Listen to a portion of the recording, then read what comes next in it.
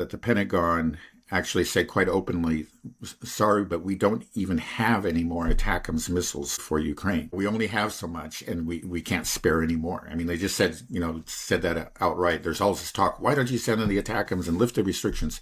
The restrictions aside, we don't even have them, he said. We just don't have any to spare. And I mean, the Pentagon knows what's in their warehouses, what they have and what they don't have. Right.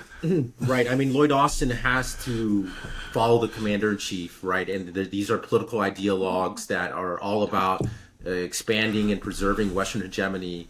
And then, I mean, I just think there could be a possibility that Lloyd Austin might be relieved when someone like Trump comes into power to say, okay, maybe I can work with this guy to call the fight because he isn't the same political ideologue when it comes to this. So you might have the Pentagon in your camp talking, if Trump is talking to Lloyd Austin and the Pentagon generals and realizing, and obviously J.D. Vance is aware of the situation. He wrote that piece that was just saying that this mathematically doesn't make sense, that the U.S. just is not able to produce the munitions, that this war is exposing the weakness of the U.S. military, it's damaging the United States, and it's strengthening Russia. He seems to understand that very well. So I just feel like that there's a good chance that both people like Trump and J.D. Vance will have a Pentagon that will be receptive to ending this conflict. Yeah. I hope so. Yeah, again, I think the Pentagon is probably very receptive to ending the Ukraine conflict. I think there's no question about it.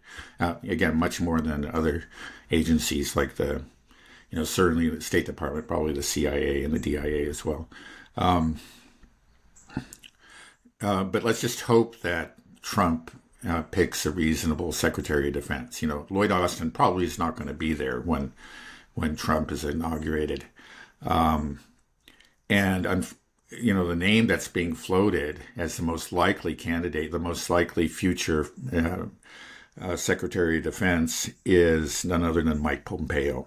And that would just be a disaster. I think he would be worse than Lloyd Austin. Oh, why? Do you really think that? Yeah, I certainly. Well, where's it? If he does that, then I just say it's over. Clearly nothing has been learned. It's the same old thing. Let's just hope. Other people have hoped against hope that he could choose somebody like Colonel Douglas McGregor. That would be great. I was going to say. Yeah, we'll have a huge party, and I'll very gladly admit that my cynicism was entirely misplaced and whatever, and we'll celebrate. But fingers crossed. Unfortunately, I think it's more likely going to be Pompeo. Much more likely that it'll be Pompeo than it will be Douglas McGregor. Okay, well, but at least, the thing is, Douglas McGregor, he's I think sort of on the periphery of the Trump team. They're people there who talk to him. I mean, that's again, it does give you a little bit of hope. I just. When will we know? When do those? Well, it could be any time. There's really no. The only time limit is January 20th, but he could declare appointments at any time between now and then. It could be tomorrow, but it more likely will be a month or two from now. Okay. Well, I hope he does it sooner rather than later. Before there's always a risk that the deep state tries to take him out again or something, and then we get Mike Pompeo or John Bolton back in there. Well, something else that, it seems that the current administration is afraid about aid being cut to Ukraine. It sounds like Biden is trying to rush a last-minute aid package to Ukraine of $6 billion to keep it going.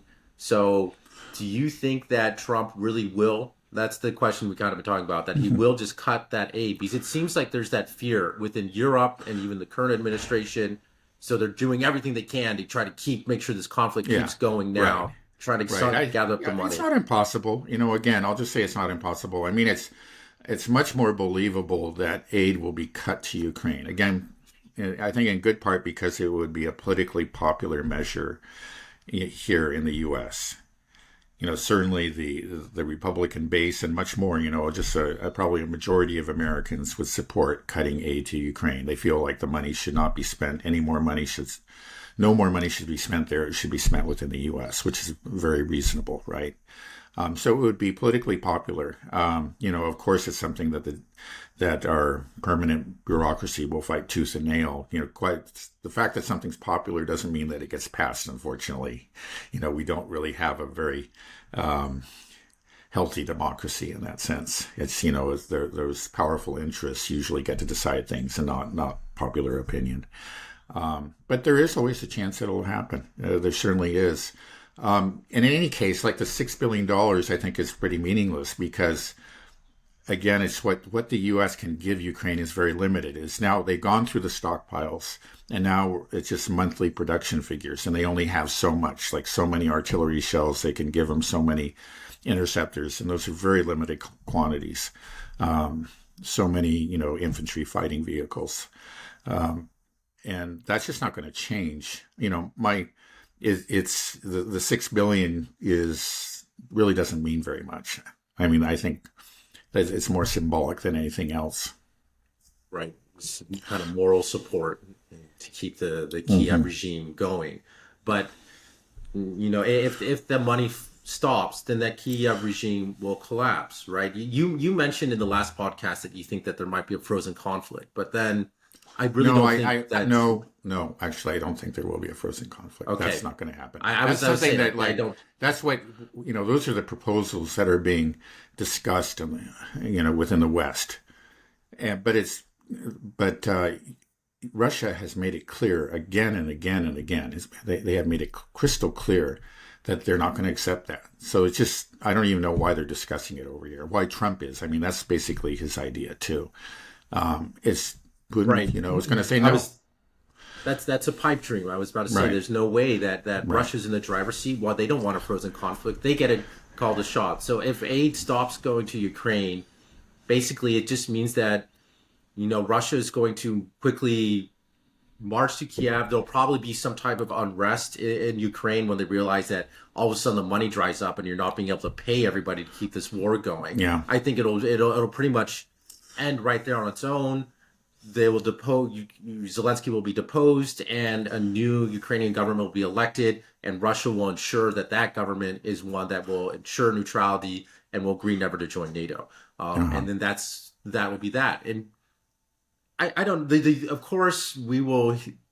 The real pressure I feel is just all the media and our politicians will talk about how this is such a tragedy and how we let Ukraine fall to Russia. When really Russia's not even taking it, they just want this, the security interest of Russia to be considered. Right. Again, they right at the start, NATO. they offered to give up all the territory. Remember back in March of 2022.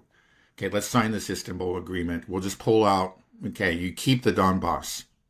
That's what they offered. They say we don't want the territory. We want the neutrality, and we want to see your Banderite, ultra nationalists gone. And they're virulent, anti-Russian policies. We want to see protection for Russians within your country. That's what they were asking for, and it would have been so smart, in fact, there are a lot of Russians who were quite upset about it. You're giving away too much, right? You can't trust these people. It would have been very, very much to the Ukrainians' advantage if they had taken that deal. Of course, it would be so much better off. But they didn't take it. And the other thing is just the idea of making a deal with Russia, the West making a deal with Russia, I think is also just ludicrous to think that Russia would consider even negotiating with the West after everything that has happened since 2014. Right. They just realize that we can't trust these guys at all. Right, even if Trump says something, then it doesn't really matter. The deep state might change or a new president will come in power. We're all back. So I think there is not really going to be any negotiations. There'll be some dialogue and some attempt, but I think the reality is that Russia doesn't trust the United States anymore, and for good reason. And Russia holds all the cards, so they're going to call the shots. The smart move will just be to pull out, end the bloodshed now, cut off and the funds, really the danger I think that we have is just how the propaganda machine is going to use this as an attack vector on Trump, constantly to say look how we abandoned our ally and we're destroying NATO, and now Russia's going to roll into Poland and through the Balkans. And that's what we're going to hear. So there's going to be a lot of pressure to not keep it going, when reality, the safe thing and the secure thing and the right thing to do is just to pull out completely, let Ukraine be neutral, not enter NATO. And then we have this buffer zone, and we can go back to restoring relations with Russia. Obviously, that's the right one, but this Russia phobia is so extreme that I think that's the real battle.